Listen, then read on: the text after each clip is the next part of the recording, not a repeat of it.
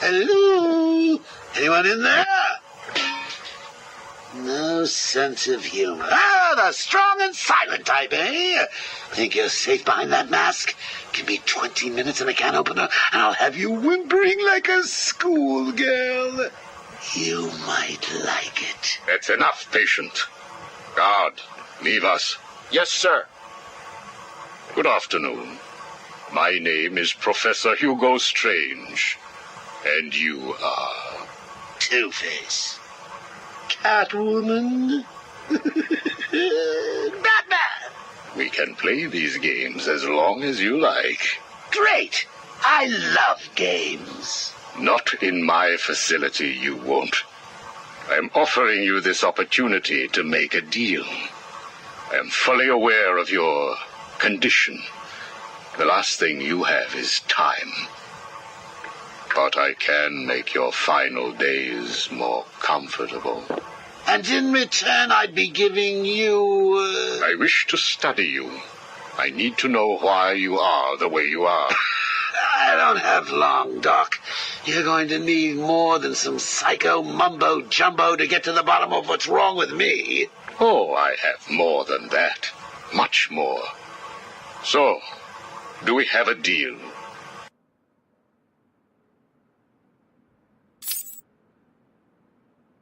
How are you feeling today? You promised me another doctor, Strange. Maybe you shouldn't have killed the one I sent last week. What made you do it? Fish gotta swim, birds gotta fly. Besides, it was worth it to see the look on her face. Hey, you know what? I think I've got a piece of it here in my pocket. You are trying my patience. That was the third doctor you've killed. Well, keep on sending them, Doc. I'm trying to break my record. I think it is time for you to do something for me. Name it, Doc. Tell me how you came to be. Explain what made you what you are today.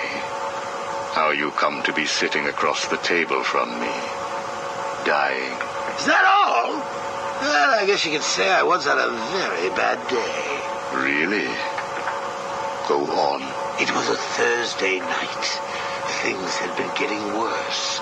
I was 3 days from the bank foreclosing on my home.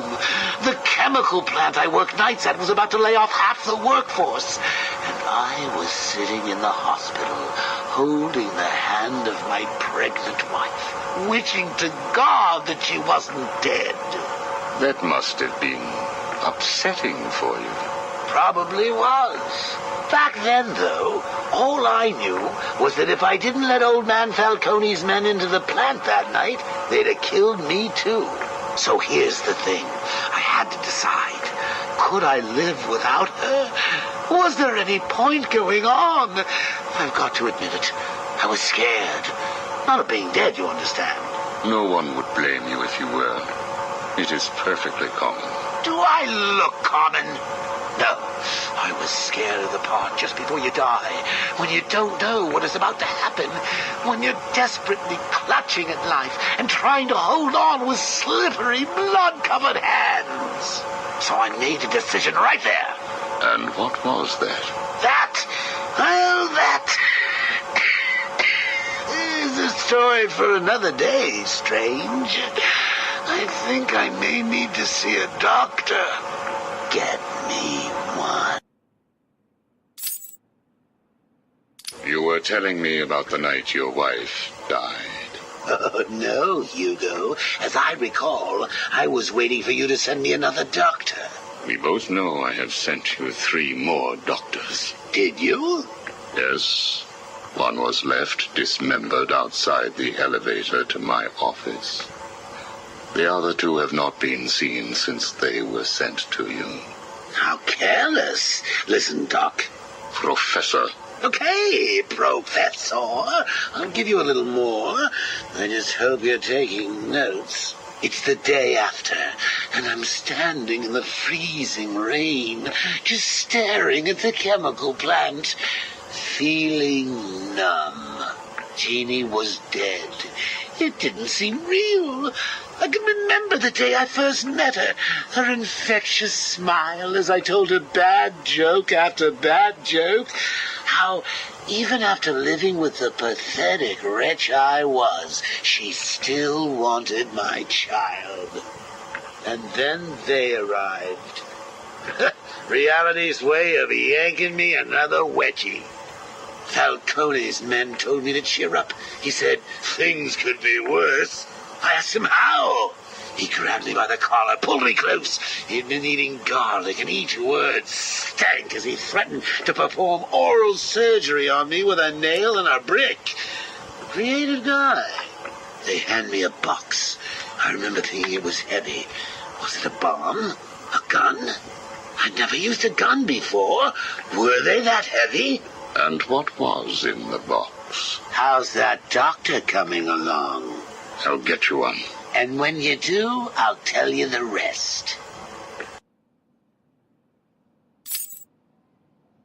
You are looking a little better, yes. Well, I have my good days and bad days, but I do try and start each one with a smile.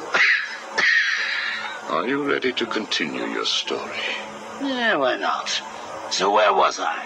The box. Ah, yes, the box. So there I was, tearing open this box, expecting the worst. And all it had in it was a crazy red dome and a cloak. I thought they were having a joke with me, but oh no. They made me put it on. They said it was a disguise. It would keep me safe. It smelled like garlic. And that was it, really.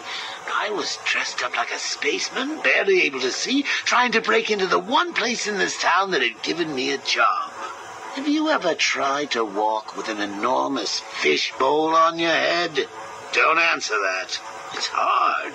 I couldn't see where I was going. I must have tripped one of the alarms. I heard muffled gunfire. I panicked and tried to run. And then I saw him. Who? Batman. Really? Yes, really. Batman tried to hit me.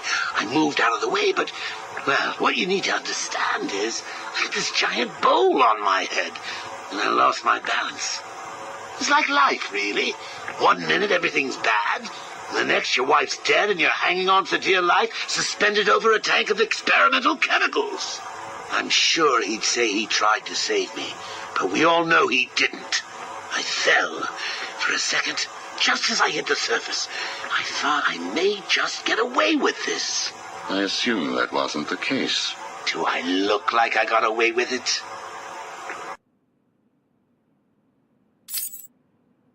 I was drowning. The chemicals were burning my skin. My entire body felt like it was on fire. And it was all his fault. Whose fault? Batman's? Who else? Yours? Come again? Let me tell you what I believe. I believe that you have fabricated a series of events that you use to conceal the truth about your condition.